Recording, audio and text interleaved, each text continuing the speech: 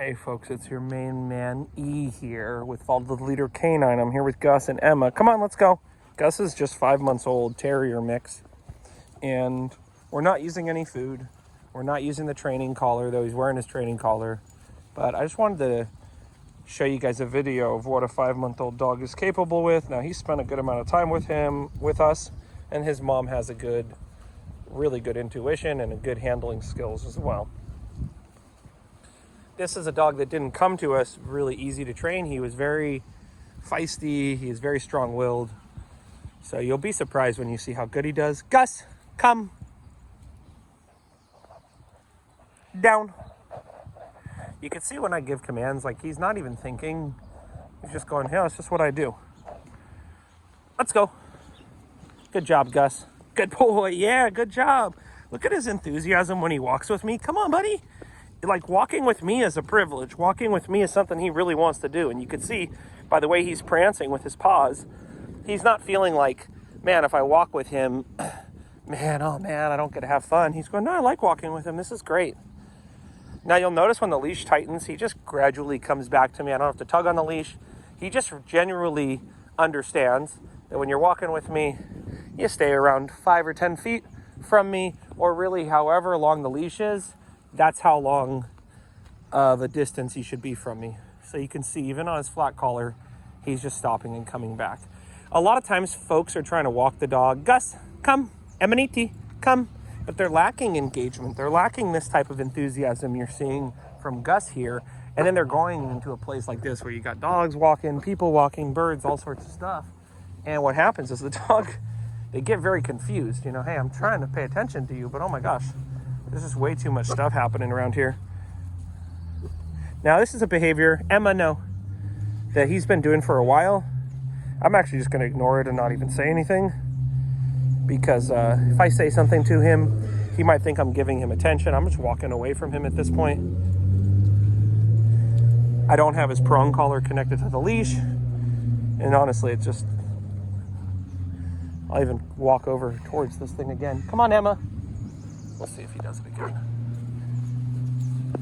So, if I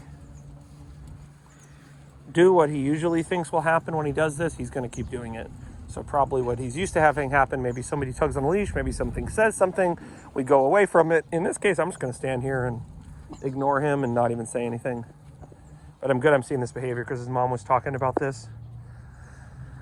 Believe it or not, folks, a behavior that is not reinforced, it will just go away on its own.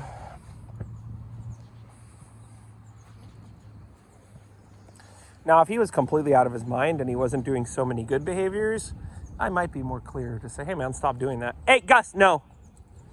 But the fact that he left whatever that was, actually throw that away, that's a piece of a rib bone. The fact that he left that alone when I told him to is a good sign. The fact that he's staying with me is a good sign. So it's a lot of times about picking your battles, but if you're not going to have the battle, don't even say anything to the dog. Because I was about to go down that road of him doing that. Come on, Gus, let's go. Me saying no, and then he'd just do it again. So if I have a means to correct the dog, sure, correct the dog. But if I don't have the training tools on, I'm liable to just not say anything at this point in my training career. Because the last thing I want is for the dog to go, hey, if he says no, that means it's okay to do it again. Because, like, I did it again. Or I'm not sure if he says, no, leave it. Let's go.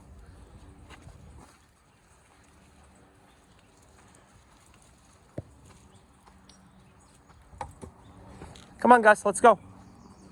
Good job, Gus. Come on, Emaniti. Let's go, Emaniti. Good.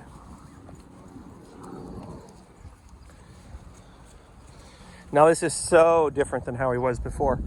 The reactivity was crazy before. Folks, he was barking at America's Funniest Home videos on the TV.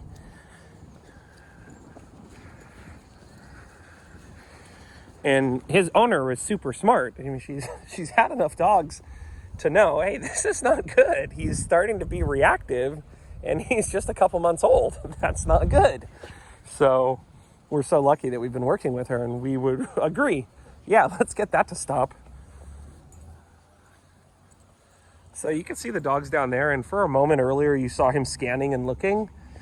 But then he just went to smelling and trying to smell, which is what I want. Reactive dog, the less I have them looking around, staring, the more I have them smelling stuff, the better. I mean, bring me a dog that wants to smell stuff excessively on walks.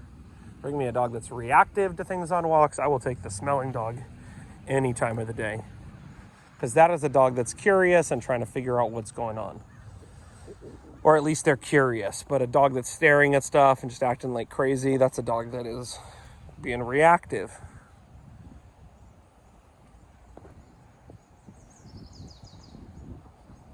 Good girl, Emma. Yeah, Emma's proud. Good job, Gus. So that's all, folks. Just a little video here with Gus out in the real world, showing you how this dog does after a good amount of training. Terrier that was reactive before, and look at him now. No food.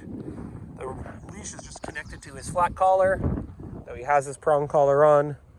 He's headed right towards M&ET Road, which is where my own dog lives, which is a great neighborhood, great street to live on, because honestly, Emma's just so easy, guys. Folks, if you need help with your dogs, of course, you can always reach out to me. You can also find my poetry book on Amazon, Follow the Leader Canine, Loving, Leading, and Losing, Stories from the Dogs That Trained Me. Obviously, I'm available for online training, consulting. But, you know, folks, really, for the most part, most dogs should be able to get to the point where, with the right methods, the right training tools, they're pretty easy to take places. Come on, Gus, let's go, buddy. Okay, folks, we'll see you then. Take care.